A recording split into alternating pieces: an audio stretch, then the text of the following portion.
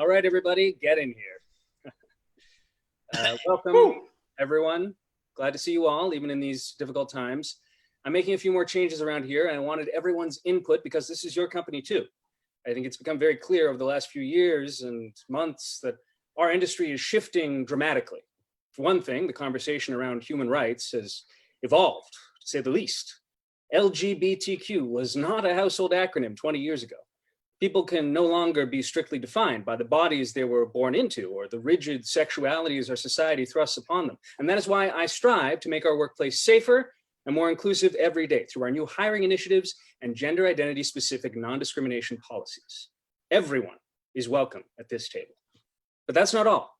In the last few years, we've had the Me Too movement, which was a needed wake-up call. Any kind of harassment on this board will not be tolerated. It's that simple. And that's why I created an anonymous complaint system and made significant changes to our staff. Then came the pandemic. And even as we move into phase 3, we cannot get complacent here. Social distancing and virtual meetings are still in effect, and we will continue to pay each and every one of you a living wage because no one should have to choose between their lives and their livelihoods. And of course, I don't need to remind you that recently the struggle for civil rights has kicked into a new era. Many of us, but particularly myself, were blind to the needs of our fellow humans. It cannot be overstated. Black lives matter.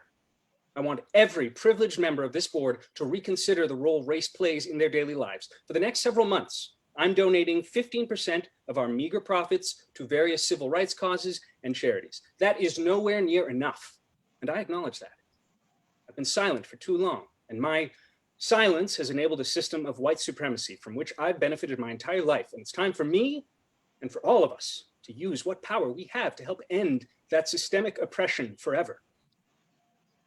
Now, having said all that, physical contact in these times is extremely difficult, if not impossible.